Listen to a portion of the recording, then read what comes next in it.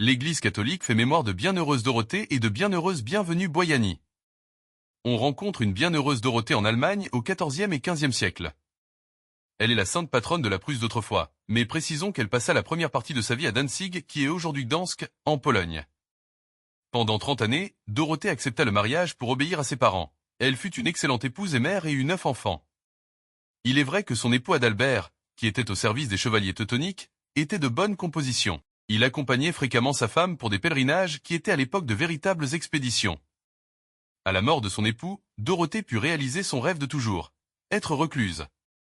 Elle se fit donc emmurer dans une cellule à côté à la cathédrale de Marienwerder. Son mini-ermitage était percé de 3 petites fenêtres, l'une donnait sur l'autel de la cathédrale, une autre sur le cimetière. Et la dernière servait à lui passer sa nourriture. Sainte Dorothée rejoignit son Seigneur en 1404. Bonne fête aux Dorothée, aux Dorine et aux Doris. Leur prénom, d'origine grecque, signifie cadeau, Doron, et Dieu, Théo. Bienheureuse Bienvenue Boiani.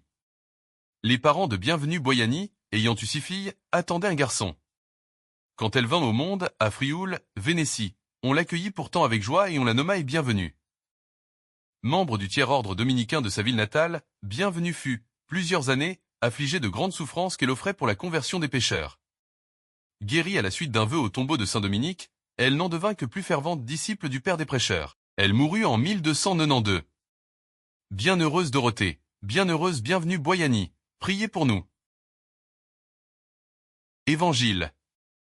On viendra de l'Orient et de l'Occident, prendre place au festin dans le royaume de Dieu, Alléluia. Alléluia.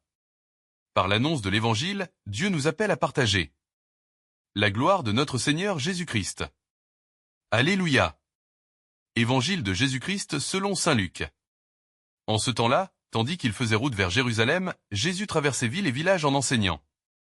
Quelqu'un lui demanda, « Seigneur, n'y a-t-il que peu de gens qui soient sauvés ?» Jésus leur dit, « Efforcez-vous d'entrer par la porte étroite, car, je vous le déclare, beaucoup chercheront à entrer, et n'y parviendront pas. Lorsque le maître de maison se sera levé pour fermer la porte, si vous, du dehors, vous vous mettez à frapper à la porte, en disant, « Et Seigneur, ouvre-nous, et il vous répondra, et je ne sais pas d'où vous êtes. » Alors vous vous mettrez à dire, « Nous avons mangé et bu en ta présence, et tu as enseigné sur nos places. » Il vous répondra, « Et je ne sais pas d'où vous êtes. Éloignez-vous de moi, vous tous qui commettez l'injustice. » Là, il y aura des pleurs et des grincements de dents, quand vous verrez Abraham, Isaac et Jacob, et tous les prophètes, dans le royaume de Dieu, et que vous-même, vous serez jetés dehors. Alors on viendra de l'Orient et de l'Occident, du Nord et du Midi, prendre place au festin dans le royaume de Dieu.